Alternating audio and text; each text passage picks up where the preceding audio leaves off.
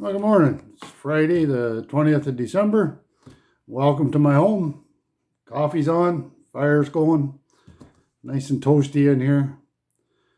Another dull old dreary day here and the interior of beautiful British Columbia. It's got to be a month since we've had a really nice sunny day. We've had the odd sunny break here and there, but it's got to be a good month since we've had a good sunny day. What's up with that? And yeah, I think we know what's up with that, but that'd be a topic for another day. The last couple of days ago, we had a nice snowfall here finally, and that we've got about 6 inches of fresh snow on the ground. And when I was out for our walk this morning, we could see our trail from yesterday on our solo walk yesterday. And if you were trying to follow the tracks or looking and see where these tracks were heading, and you'd look at it and you'd think, is this these fools have any idea where they're going? And as far as a solo walk on that our little analogy of is concerned, you'd be right. We really don't have any idea where we're going. That's the idea of the solo walk. It's just to go out, take a walk. Any new information or even old information, old paradigms, and that, take them for a walk. And that we don't know where we're going with it, but the aim of the walk is just to explore, to expand, with the goal of we do have a goal at the end of it is to get back home, get back to source, and figure out where it is home. Anyway, that's my little addition to my analogy of a solo walk. Oh, what are we thinking about today? Oh, a friend of mine in one of the towns next to us, they have a freedom group in the community, and last Saturday evening was their meet and greet that they hold monthly. Unfortunately, I wasn't able to make it, but I usually go down and visit with them, and the odd time speak at the little gathering that they have, their little meet and greet. We have a time of fellowship down there and a potluck. It's quite a nice evening. Anyway, that got me thinking about freedom and that, and I've been thinking about it for a few days, and what we how would you say it? Think about what freedom is, I guess, and what we think freedom is. And as far as I'm concerned and the way I see things, we're not free. We haven't been free for millennia, really. But the way I see it, and that, I'll give you another analogy. It's a field of cattle across the road, say, and they're fenced in on a 100-acre field. Nice, beautiful pasture, and they're able to wander around and pick and choose, and they're having a great old time. And the farmer comes in and he'll take that fence and pull it up a little bit and move it in. And first time he comes in and doing that, the cattle are looking and they're going, what's he doing over there? Oh, he's just moving that fence in to make us a little safer. Good deal. And it goes on for a little while longer, and then the farmer comes in and does it again, and the cattle don't pay quite as much attention, but they look, oh, what's that guy doing? Oh, he's moving the fence in. Yeah, making it a little safer for us. Isn't that nice of him? And that goes on for a while, and just continually, as the farmer comes back, the next couple months here and the next couple months there, moving the fence in, the cattle aren't even paying attention. And as he's moving the fence in, that pasture's getting smaller, and the herd's getting closed in a little bit more, and a little little less of that freedom they thought they had. They could get out as far as the fence line, but that's as far as they could go. And that's where I see our humanity, our civilization is, where we can go out that far, but that's as far as you can go. You start to go beyond that, and you start ruffling feathers, and people,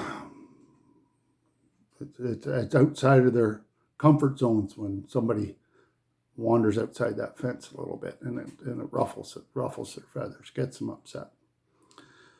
But I can see that fence keeps getting moved in and moved in.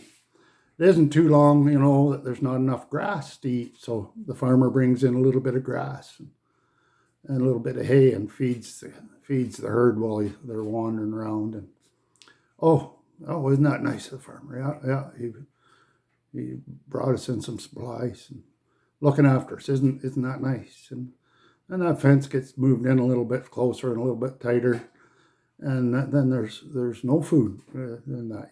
All there is the feedlot, and then the farmer's feeding them, and the cattle become totally dependent on the farmer to feed them. But they're still free to move about, and they think they're doing good. And isn't this farmer nice? He's feeding us and looking after us. Next thing you know, that feedlot's fenced right in, and they're running you right into the cattle squeeze, and they're sticking a ring in your nose, and that so they can stick a rope in that ring and lead you around, and maybe shove you in that squeeze a little bit, and where they lead you to with that ring in your nose is to slaughter, and that's where I can see civilization heading, in my view. We're like the cattle. We are quite contented in being catered to by the farmer, and I think maybe it might be time to maybe push that fence line back a little bit and realize that we can feed ourselves, we can look after ourselves, and that we are a little bit more than just a product of the feedlot. But the powers that want to be, I really think that that's the way they look at us.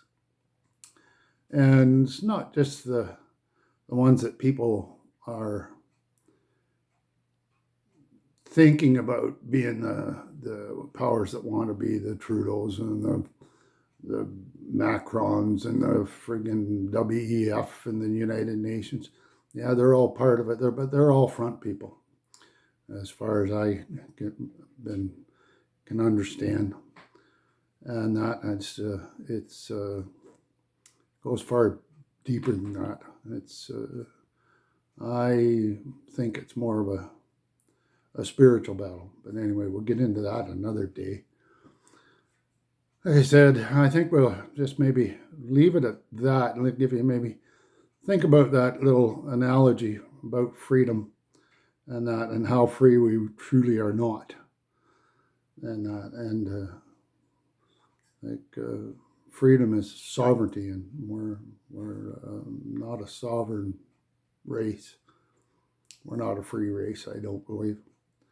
I don't like the word belief, because that is, belief means that somebody told you something and you agree with it. I prefer knowing as to believing, and that. Anyway, as far as knowing, I don't share these thoughts to try to change your mind. I don't share them to make you think a certain way. And that the only reason I share any of my thoughts and feel so led to do these little chats is just to encourage anybody that does think a little bit different from the societal norms, and that to encourage you that there is other people out here that do think a little bit different.